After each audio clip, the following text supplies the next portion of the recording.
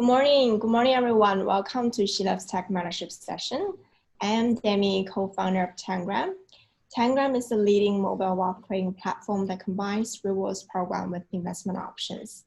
And this year, we became the strategic partner of LovesTech to hold competition here in Australia. The LovesTech is the world's largest competition focusing on women technology. It has been organized over 5 years. And this year in 2020, startups over 30 countries joining this initiative. And in Australia, we have already received over 100 applications, which is amazing. So today we are talking about how to effectively pitch your business to investors. We have 3 amazing mentors joining us today. Eamon, CEO from Headquarter, Jody, General Manager from SB Australia, and then investment analyst from Gobi Partners. Welcome you all. So let's first introduce yourself a little bit to our audiences. Let's start with Eamon. Absolutely. Thank you, Demi, for having us here today. My name is Eamon Hamdouna. I am the CEO and co-founder of Headquarter. And Jody. Hi, everyone. And yes, thanks for having me. Great to be here. I am the General Manager of SB Australia, and we accelerate women-led business to grow into scalable global businesses. Hi, morning, everyone. Thanks for having me here. I'm from Gobi Partners. I sit in the investment team in KL. Thanks for the quick introduction. So let's first welcome Jody to give us a presentation on how to tell a good story of your business. Thank you. I'll just share my screen. Yeah.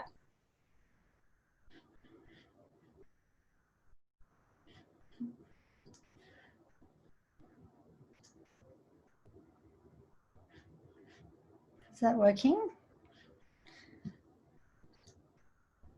Okay. Can everyone see that? Okay, I'm going to try and keep this brief so we've got some room for questions at the end as well. So my name's Jody Imam. I've started a few businesses, one of which I'm going to tell you a story about in a minute. And for the past 8 years, I've been a mentor and advisor to many startups, and now the general manager at SB Australia. And we do a lot of different programs from starting next year. We'll have a program from idea stage. Then we've got a program for early stage female founders. And then we have, we run the Springboard Enterprises programs from the US, which are for later stage. So we have right from idea, programs to help women from idea right through to global scale. Okay, so Occasional Butler was one of the businesses I started back in 2011 with my husband. At the time, we were renovating our home in Sydney, and we had spent all our money on the purchase of the home and didn't have much money left for the renovation. So we had a small budget, but we had big plans. We knocked down 11 walls of this place. But so we really looked for who can we find that will help us on a small budget, do small things like just tiling one wall in the bathroom, not the whole bathroom. And it was very hard because trades, you know, really want to do the whole big job or have a high fee to come out and have a look and all that sort of stuff. So that was really the problem that we had identified ourselves, that we wanted to solve for other young families wanting to improve their home and their office as well. So Occasional Butler was a marketplace for getting those shared jobs done around the home and office. And we'd seen a TaskRabbit in the US, which was this marketplace idea where basically your neighbor would come and do the work for you, or feed the dog, or be a waiter at your party, those sorts of things. So we got very excited. We actually, you know, we sold this house that we had renovated to build the business. We scoped it. Took us about 3 months to scope the tech build, and then about another 6 months to build out the entire platform. And all in this time, we didn't speak to one potential customer. We sort of shared the idea with a couple of mates, and some of them were sort of like, oh, I'm not so sure about it. And so we're like, okay, well, that's enough from you. We're on this journey and we're not taking any advice on board. So all of these are mistakes, which hopefully you can learn from through my experience.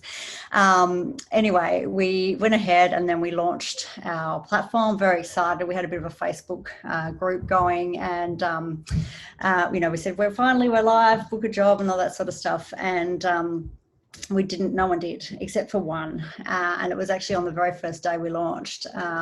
We had a job which was buy a packet of Doritos, eat it, and take a picture. And when this happened, I was horrified. I was pacing around the kitchen, like, who would do this job? We're trying to build a business here for people that want to, improve their houses or get help doing jobs. I was really offended. My husband, who was much calmer, sort of started doing a bit of research and quickly identified that it was the user testing guy at Airtasker who would come onto the site and posted this job. And we learned through the process. So he said he'll pay $5 for the job. We did the job dutifully and found we had a bug, and we couldn't even get the $5 for the job because we had a bug in our payment system. So it took us months then after that to actually start building up customers. And, we tried lots of different things. And this picture I've included is one of the things we tried. We built this life-size logo and went around. We went to festivals. We went to Flinders Street Station, all these places which basically have every single demographic in one place, which, again, a mistake we learned from. But eventually we found a growth hack. And we were able to really start to get a flow and build a really big and strong community of families that, were helping each other. And, surprisingly, we had a lot of butlers joining first, and then those butlers started to become customers. And so it was a really, really nice community. And eventually, 4 years later, we were acquired by Airtasker. So, it worked out in the end, but we learnt the hard way. And, our dream of helping families, really get things done lives on, which is great. So the point of that story is just to really hopefully give you something as an example of the fact that it's, as humans, stories are what stick in our minds more than, going through a whole lot of data. So, when you're pitching, you want to start with a really exciting thing and keep building on that as you progress through your pitch. So if you take my story as an example, we start with a personal story. I talk about the problem that my husband and I had in our own renovation. That, in the middle, you're solving that problem. And in our experience, we did lots of things the wrong way, but we learned in the end. But in a pitch, you'll be building out, from your personal story to your plans and how you're going to, build on this real passion that you have to solve a problem and how you're going to do it. And then, in the end, you want to start with really tying back to that original personal story and saying, for us, the dream lives on. We sold the business and it's still going, and many families are getting the benefit from the problem that we identified. So a few tips, starting with words and writing down a bit of a script before you even get into the pitch deck, I think is a really useful thing. And I'm going to give you a few tips on that towards the end of this presentation. Just a couple of tips on public speaking. So 3 Ps: preparing, practicing, pausing. These are all very effective tools when you're pitching. If you've got a lot of content and you're rushing, it takes, the audience then will miss some of the key messages. So it's really useful to stop and pause. And then the 3-part strategy as well. So tell them what you're going to say. So I'm going to tell you a story. Here's my story. And then there was my story. So that's another useful little tip. Body language is also really important. And I deal with female founders all day, every day, and it's a big issue for us. And, it's something that we need to work on. One of the great tips I got early on was, doing that superwoman pose before a pitch and really boosting up your confidence, and those sorts of things make a difference. I'll put in the chat this link to this TED Talk so Amy Cuddy talks all about body language. And yeah, there's some really important tips in there for when you're pitching. And language, again, another common, thing that women do especially is we tend to talk in a passive tone instead of an active. So in a pitch, it's really important. You can really reduce the level of confidence investors have if you talk about things like our aim is, we think that, as opposed to we know that, or, we are considering, or we are investigating, much more data driven. So just slight changes in language can really help strengthen your pitch. And then, I think it's all part of this preparing. And so, I just got sent this article very recently I wanted to share, which was 20 lines to write before you start your pitch. And I'll put this link in the chat. Writing a 30-second commercial about your startup is a good way to get you thinking story, but also, keeping that thread. So why, you should ask yourself, why is 20% of your business worth X million dollars? And the answer and your script should really be the backbone of your pitch. Starting with a splash, so starting with something memorable. Hopefully you'll remember that Dorito story, if nothing else, of this presentation. Those little things really help anchor, and then you might remember other things of the pitch. And then painting a picture with words. So I really strongly believe, a picture paints 1,000 words, but in addition, what this point is about is, instead of having a normal title of team, for example, you might say, we worked together for 5 years at Uber. Says a lot more than a title saying team. And yeah, images last. So, you can really flesh out your pitch with some nice images, and it's a great way to also create pauses in your presentation. So that's all I wanted to go through, so we have some time for questions. I'll stop sharing. There we go. Thanks. Thanks, Jody, for the great sharing. Yeah, I think it's very important, especially for early stage startups, to tell a good story about your business and your team, like what have you done, what have you achieved? Because for early stage startups, when you don't have the product ready or the figures ready, you have to tell a good story to get people know about you, like your capabilities, your ability to achieve this, right? Yeah, so cool. So as for startups, whether you're early stage or scale up or later stage, there are different practices for fundraising. So let's welcome Eamon to talk about more and how should startups get prepared at different stages of the startup funding. Thank you, Demi. Can you hear me well? Yep. Excellent. Judy, great presentation and tips into how to actually present your ideas. So hello, everyone. My name is Eamon Hamdouna. I'm the CEO and co-founder of HedgeQuarter. I'm really excited to be joining you here today. So thank you to LovesTech team, Demi, and all her team for organizing this event. So let's jump into the presentation quickly so we can leave some time for questions. So before I start, I want to just give a quick disclaimer that all the information I'll be sharing today here is for educational purposes. They do not constitute any investment, accounting, tax advice. So please do consider talking to your advisors before you do any decision based on the information I share.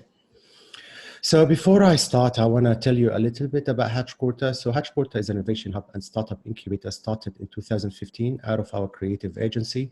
We started it because we realized that there was a gap in the market to help international entrepreneurs connect with the local startup ecosystem then. And this is why HedgeQuarter started. Today, we have an effective ecosystem of partners from government, investors, service providers who all help us to deliver value to our customers. We work closely with the creative agency that I am a co-founder of, and we have helped more than 100 startups from all over the world here in Australia and other parts of the world. So today, what we want to be talking about is funding your startups. Before I go into the VC and how to go and pitch your the external investors, there are two ways you can fund your startup. First, bootstrapping, and what bootstrapping means is you, the co-founder or the founder, will inject your own money into the startup until you achieve a place where your revenue can cover your cost, or you bring funding, external funding. Funding investment is the external money that you bring into your startup. This can be based on equity exchange or debt. There are pros and cons for each of those. Obviously here on the screen, you can see them. But if you want to go through the bootstrapping path, you need to ask yourself a few questions. Do I have enough money to cover the cost of the startup? Will I need money in order to hire new team members in order to deliver the services to the customers I have? If you are able to cover the cost for the first 12 months, if you're lucky enough, I would suggest to go through this approach. However, if you do need money or capital to allow you to expand quicker, you can go into the fundraising. And to raise money from investors, obviously the journey will vary from a founder to another, as well as if you are a startup at an idea stage or a startup with an MVP, or a startup pre-post revenue. You have different elements that you need to demonstrate to the investors. The 3 points that usually you need to demonstrate: first is that you're actually solving a real problem in the market. Second, you need to show the potential of your startup and the return of investment. And third, the team who is going to be leading this journey. So what I want to do as well, I want to take you through the funding life cycle for startups, just quickly before we go into how to approach VCs. So in the left side of my slide, you can see the stages: the idea, seed, early, mid-stage, late stage, and IPO. And on the other side, on the right side of the screen, you will see the source of funding. Number 4 is the venture capitalist, which is the blue color. You can as well see that I have added this blue color to the seed stage and the early stage of your startup, where you can actually access those money nowadays. In the recent years, we see that more VCs are investing in earlier stage startups. So what is the best practice for you as a startup to seek investment from venture capitalists? Obviously, before you start sending your pitch to every VC around the country or the world, you do need to do some research about who are the VCs that are most likely to invest in your startup and align with your vision and mission. So there is some research that you need to conduct before you approach VCs. First, make sure that their mandate aligns with your startup. Second, have all the information that they need handy and ready to be shared with them if they requested it. Give preference to early stage funds. Usually early stage funds are more likely to invest in your startup. Later stage funds, let's say in the 6th or 5th or 7th year of their life cycle, they're less likely to be funding new startups, and they're more going into follow-ups. You need to know how much to ask and how much is your company worth, and I will be touching on this point a little bit later on in my presentation. Finally, every VC has their own mandate. There is not one model fits all, so you do need to communicate with those VCs, start building relationship. Don't be afraid to send VCs questions about their activities, what do they invest in, and start building the relationship with them earlier before you aim to raise funding from them. So now let's go to how much to ask when you're raising funding. Usually calculate the costs that you will need, for example, for the funding round in the next 12 months, and then add 25% increase. We could see how important is this aspect because of what happened in COVID recently. After that, really know how much your startup value is. And the valuation of startup methods vary. There is some asset-based business valuation, income-based business valuation, and market is to be raising funding from VCs. One is priced round, and this is the equity exchange for the capital invested in your startup. So we know the value of your business. We will give you this amount of money, and we will take this amount of equity from your startup. The other type of investment is convertible notes. And convertible notes is an instrument or a method VC invest in startup that don't have the value yet.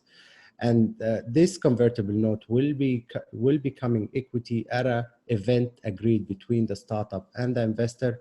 And usually the investor will have preferences. For example, discount on the valuation at the stage, they will convert their notes into equity.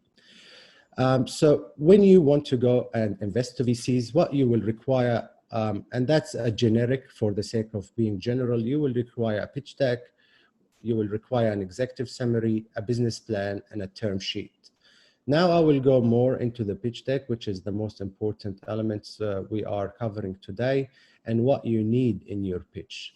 So in your pitch, and again, I will emphasize that each startup has a different journey and will need to demonstrate different elements to the investors that they are approaching.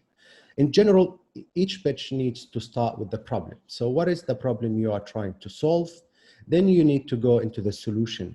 What is your solution and how is it solving this problem? Then you go into the value proposition. of your startup or of your solution, and you need to demonstrate this value proposition by some market data and the opportunity that you find after that. After, you need to include competitors. Many startups say we don't have a competitor. You always have a competitor. Your competition might be direct competition offering the same solution as yours. It can be offering a different solution, however, solving the same problem as yours. And third, it can have your customers and able to offer a solution like yours in 1 week, and then they will take the market. So never say, I don't have a competition. After that, you need the go-to-market strategy. So how will you penetrate the market? And as Jody has mentioned in her presentation, don't say we aim, try to be more confident and more specific into how you will be penetrating the market. After that, you need to show a roadmap of your startup, how will it grow? And then you need to demonstrate some traction and milestone. Traction and milestone will depend on the stage you are at. For example, if you're at an idea, you need to show some validation of your idea. If you're an MVP, you need to show some traction of your users, so on and so forth. After that, you will need to demonstrate the business model. So how are you making money? And that's a very important aspect for anyone who would like to invest in you. If you're a social enterprise as well, the model can include some of the social impact that you will be achieving. Beyond the revenue, and now you have showed them how you will be making money, you will need to show how much money will you be making. And that needs to be high level because it's projections and they're not really real numbers. After you have the projection, you need to tell them the ask. So what do you want from those investors? How much do you want? And we have highlighted how to calculate the amount you need to actually raise. After you go into the ask, you go into the use of fund. So you can't tell someone I need $200,000 to build my business. You need to tell them how exactly will you be spending this money and how long this money will last you for, so they know when is the future rounds of investment, so on and so forth. After you have demonstrated everything about your business, you need to show the team and the capability of the team that will be able to achieve the information you have mentioned in your pitch. This is an important point as well, because the team needs to be relevant to the solution you are trying to solve or have an extensive experience in the market you are trying to access. Finally, the capitalization table and future funding round. And this to show the investors who are the existing owner of the company, how much did they get their shares for, and then when will you be raising funding next. And that this element or this point is important sometimes for investors to know how can they exit and when will they exit. And this is the last point I want to include here in the pitch deck and the element you need in your pitch. Those are quick information due to the restriction of the time, but I'm happy to answer any question, and I hope I added some value there. Thank you, guys. Thank you, Eamon. That's quite a comprehensive and practical tips, especially the template for the pitch deck. I think it will be quite useful for our startups. Yeah. So speaking of the pitch decks, do you know like how many pitch decks VCs are receiving every day? I think. Sorry? So speaking of the pitch decks, so it's more like a question for the VCs, like how many pitch decks the VCs are receiving every day. So there's a survey shows that VCs spend around 3 minutes, 44 seconds on each pitch deck. So that's very short time. So how to differentiate yourself, your pitch deck from others is really important. Yeah. Absolutely. So yeah. So let's welcome Ben from Gobi Partners to talk about more on how VCs evaluate or assess the pitch decks from a VC side. Welcome. Hi guys. Hey, by the way, yeah, good. I mean, good sharing session from Jody and Eamon. Again, I think once again, thanks to LovesTech for having me here to actually to conduct this sharing session. So I think today, let me share my screen.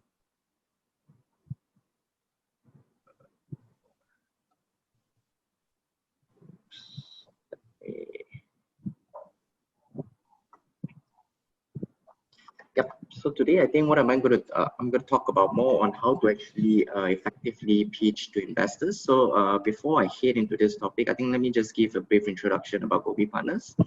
So Gobi Partners is actually a venture capital firm. We have about 18 years of experience in investing in startups. We first started off in China. At the year 2010, we actually ventured into the Southeast Asia region. So to date, we have around 12 offices spanning across China, Hong Kong, Southeast Asia, and Pakistan. So we have actually, in total, we have invested about 260 plus companies, and we have actually, currently we sit on 1.1 AUM, asset under management, USD. So we actually invest, we span across investing across seed all the way to growth stage, Series C. Actually, in terms of sectors that we invest in, it's more on tech. We're pretty agnostic, so it ranges from fintech, travel tech, logistics, AI, big data, and so on, right? So, I mean, let me quickly jump into this. I think, again, this is a typical deck. I think this is what Eamon has shared previously. So let me quickly skip this. Let me quickly skip this. So again, okay, this is how much, from a VC perspective, how much do we actually allocate our time in terms of new deals in a week? So again, I mean, VCs, we have, you know, we have existing portfolio, like what I've mentioned. Currently, we have about 260 plus portfolio companies. So we actually spend a majority of our time in actually managing portfolio companies and also actually executing approved deals, right? So 40%, as you can see, in terms of building pipeline, it's only probably around 20%. So let me take you through on actually how do you actually attract VC attention. Right, so at a rule of time, I think again, Dami actually shared, actually we spent probably around 3 minutes on the deck. So again, do hit us on the base matrices. Again, actually what you can do actually, it's not necessarily a full deck, but it can be a teaser. Actually, for the first deck, just share us, you know, more, just tease us, you know, give us, you don't have to give us all the information, right? I think try to guide us on the key takeaways for each slides. Show us actually what you have done in terms of your work on your thesis, and also actually again what Eamon has mentioned. Again, do your homework and do research on your VCs. Again, each of the VCs, we have different mandate. We invest in different geographies. We invest in different stages, and some of the VCs are very particular on which sectors that they focus us on. So do actually do some homework before actually reaching out to each of these VCs, right? So again, I think this is the main part of the presentation today. So actually, what is the characteristic of this perfect pitch deck, right? So again, in terms of problem statement, I think ask yourself this question: how real is the problem? So is it a must-have or a nice-to-have, right? So that is one. Secondly, your solution, right? So your solution is also actually it's a barriers of entry, your moat, right? So how does your business actually compare to the players out there, right? How easy is it for other players to actually copy your idea, right? So it's I mean, and the tech. I think in terms of tech, is it in-house built or is it outsourced, right? So preferably for VCs, I think for angel stage, I think it's still okay to be outsourced. But I think after when you're at seed or Series A, VCs usually prefer startups to have an in-house tech. I mean, the reason being it's what we have actually seen from our experience. It's as your company grow. I mean, if you guys are reliant on the third party, I mean, sooner or later the third party can actually charge a higher price. Also, if one day that the third party goes off, your business just disappears, right?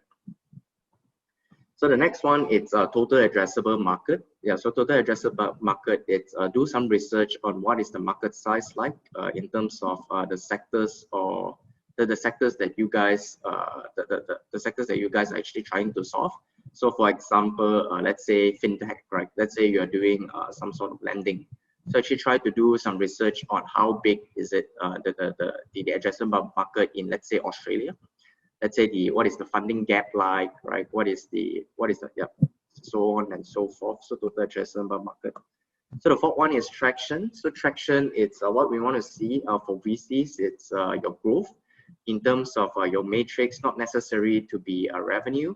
It can be a different matrix depending on which sectors are you guys at, right? Let's say you are in online travel or logistics, each of them has different matrix, right? So to us, what you want to see is actually a scalable model. So do show us your best matrix, right?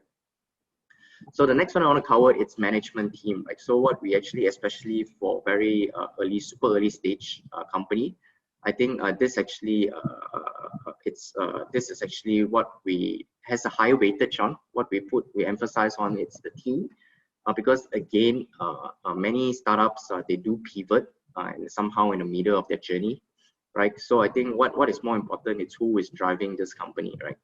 So just think about it in terms of let's say you are in fintech. So what we want to see is what sort of experience that you guys have.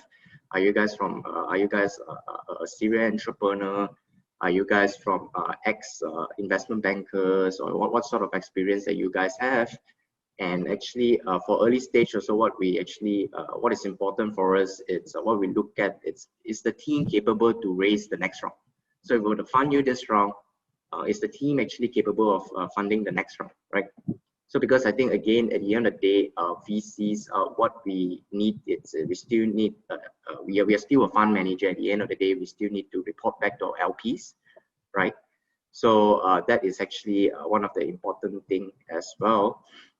And I think what I want to cover also is, what I want to cover over here is also actually in terms of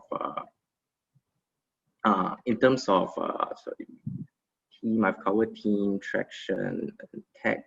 Yeah, what I want to cover here is also do bear in mind that each of this after this pitch, I think during the startup journey, I think you will have a lot of failures. I think a lot of rejections from the VCs. But again, from my opinion, take it as a learning. I think each of the VCs, even if they reject, take it positively. Do ask them the questions on what are the areas that you guys can improve, and then from there on, actually build on your business, and so improve on your deck, and to actually to pitch it better for the next VCs, right? I think that's all for now. I think I'll leave the time for Q&A. Thank you very much. Thank you, Zen, for the great insights and tips from investor point of view. Like, you evaluate the technology and evaluate the team management, because in a longer term, you invest. Why you must invest the startups today determines like your ROI and your returns for your money for the later stage. Like, what is the next round for the startups is also important as well. Thanks for that. It's quite I think it's quite unique to learn the logistics of venture capital investment procedures. It helps our startups to pitch effectively to the investors. Yeah. Thanks for all of three mentors for the sharing. So let's move on to the Q&A session. We have received quite a few questions from the audiences. So the first one is from Pinky. The question is, do you think the investor will be looking into more, whether it's revenue or traction, adoption, or will they be adjusting their own terms accordingly? Or will it be both, or will it be neither? What's your thought on that? Who wanna answer this question? I can jump in. Yep, thanks. Excellent. So the question is, you're looking for more with the revenue. So that depends on the stage your startup is at. So if you're at ideation stage as Zen mentioned, it is more of the team as well as the market research that you have conducted. If you're at an MVP stage, they want to look into the traction that you have done. So it all comes to the stage your startup is at and the timeline that you have been operating your startup for. I hope this answered the question. If Zen has anything to add, that would be great too. Mm-hmm. Do you have anything to add? Yep. Yeah, I think to me, at least for like what Eamon mentioned, I think depending on which stage are you, But again, obviously for earlier stage, besides revenue or besides traction, what we look is also what are the problem you are trying to solve. So again, I think one common mistake that startup has is actually to actually write on the wave or the sectors that are already matured. So again, let's say, for example, again, like let's say e-commerce, right? E-commerce, has been there for a very long time. So I think one mistake that the startup says is actually, hey, e-commerce is a big thing. Why not I do another e-commerce, right? So what we want to see is actually something unique, something unique, and something it's still untapped or underserved, right? Yeah. Yeah. Thanks for the contribution, Zen and Eamon. Let's take a question for Jody. So it's from Michael. Any questions for startup who is in ideal stage, stage? How can we differentiate from others? And believe that the thing we're working on now is going to be unique on the platform eventually? Yeah, great question. And look, in my experience of doing it the wrong way, and then all the teaching and programs I've run since then, I think the best approach is, as soon as you have an idea, it's to, firstly stay on that problem as long as you can without jumping to a solution. So you've identified a problem or an opportunity, and just really try to explore that as much as you can before you start saying, okay, here's my solution, and running off with it. And then, talking to potential customers in as many as you can in as many different ways. And there's many different ways you can talk to customers, but it might be even like a Facebook test to see unbiased sort of reactions to different ideas, or you might ask some questions about not so much whether would you do this, but have you done something like this, just to get indications on behavior, and just really keep trying to hone the problem and really understand what the problem is, and even the problem underlying the problem, as a first point, and really getting that customer feedback really early on before you start spending money on designing up some sort of solution. Thanks, Jody. Any other ones would like to comment on this? Like how to differentiate yourself, especially when you're early stage, doesn't have a product yet. Then, do you want to contribute on it? Yeah. Yeah, I'll give one point and one tip. The reality is nowadays startup ecosystem is harder than 10 years ago. We already have multiple giant technology companies that are able to tap into any market you're trying to solve a problem for.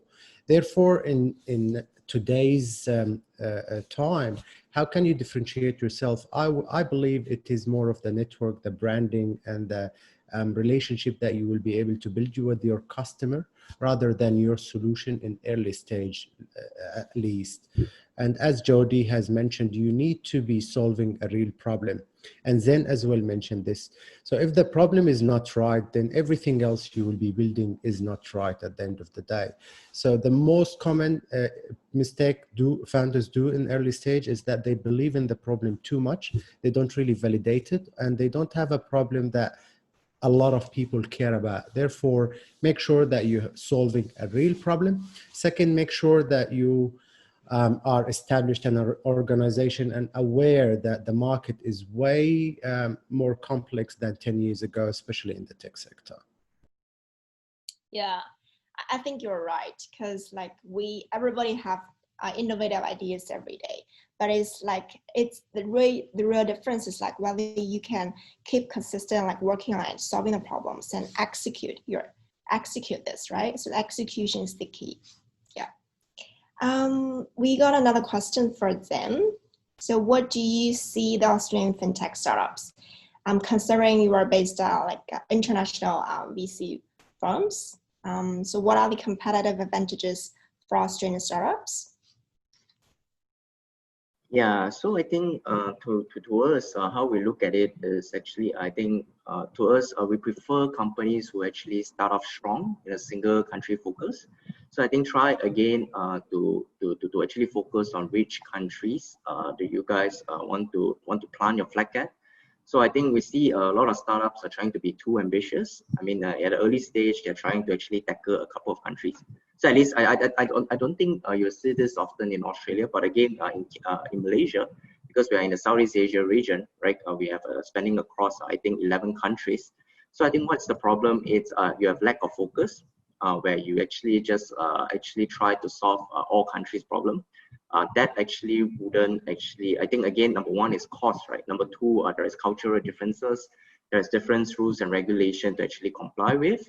So I think for Australia, I think, let's say you have a focus on actually growing a fintech companies. I think try to actually to be to have a strong foothold in Australia before actually expanding to other region, right? So I think from Australia, actually try to have a strong traction, and actually when you raise to your Series B or actually to your probably around growth stage, right? Then only actually expand to other region, right?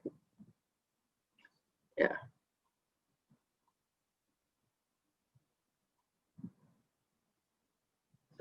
Yeah, I think you're on mute, Demi. Sorry, thanks then for the great contributions. We have another question, like from Amani. How do you recommend identifying VCs that accept the too early stage? Let's start with them. Yeah, so I think this again, I think when you are on ideation stage, on an MVP stage, in angel stage, unfortunately, I think majority of the VCs doesn't fund this stage. So I think it would be good, like what Eamon mentioned, that you can start off with a bit of bootstrapping, right, to actually build up a small traction, to build up your matrices. And apart from that, actually, what you can do is actually also raise from angels investors, so from your friends and families. Actually, again, to us, because a lot of the VCs, our mandate is actually we require some sort of attraction, right? Because to us, we don't know how real it is, right? Because when you're in ideation stage, so we actually prefer, because again, it's a higher risk for us to invest in this stage. I'm not saying that there is no VCs out there who invest in MVP stage. There still are, and again, for these VCs, sometimes we do allocate a small portion to it, but that is in condition that if it's a very special, that there is some special case where you might be a serial entrepreneur, you might be an ex-founder of Uber, you might be an ex-co-founder of Facebook, and so on, where actually this sort of founders will actually get upper hand, and they actually do get fundings from VCs during their pre-revenue phase. At least for actually majority of the startups up there, I think again, it's good to actually meet the VCs early, even you're in a pre-revenue phase. Try to build your network, actually try to understand what they're looking for. And then from there on, try to build your business and actually build the traction. Yeah. Thanks, then. I think, Eamon, you have additional thoughts on this as well, because you shared during your presentation that for like too early stage startups, they have different practices they can use to approach to investors, right? Absolutely. I'll be quick and brief because Zen did tap into that. So definitely there are different funding practices for different type of founders. If you are a serial entrepreneur, you will be able to access funding quite quickly. If you are an aspiring entrepreneur, the best option for you is either to bootstrap. If you're lucky enough that you have a very wealthy family, they'll give you some money. And the last option is the accelerators and incubators, which allow you to access funding support. What you need the cash for is to spend it on services. So if you can subsidize that by attending a program, we'll be able to help you to achieve what you want to achieve because you needed the cash. So I think the best option for early stage startup is to go to accelerators, incubators, or to your rich uncle. Thanks, David. Jody, do you have additional comments? No, I totally agree, and thanks, Eamon, I think, for the plug towards accelerators, and that's, in my experience when I started out, I didn't know anyone or who to talk to and all that sort of stuff, but an accelerator is just a free platform, not free, but it's a great introduction to everyone in the ecosystem. So yeah, that's right. Yeah, so get yourself in touch with the good accelerator programs that helps you network from the early stage. Thanks. I think it's pretty much for the Q&A session. Thank you to our mentors for the thoughtful advice and tips, and appreciate your contributions today. And thank you to our audiences for attending the session today. So our final pitch is in Australia, it's on 5th October at 11 a.m. We'll have 10 shortlisted startups and 5 judges. Each of them will give a 5-minute presentation and 3-minute Q&A. Feel free to register as an audience and vote for your favorite ones. Register link can be found on our website and social medias. Yeah. Yeah, that's it. Thank you for your time today. Thank you, everyone. Have a great day and good luck. Thanks, everyone. Yeah, good luck. Thank you.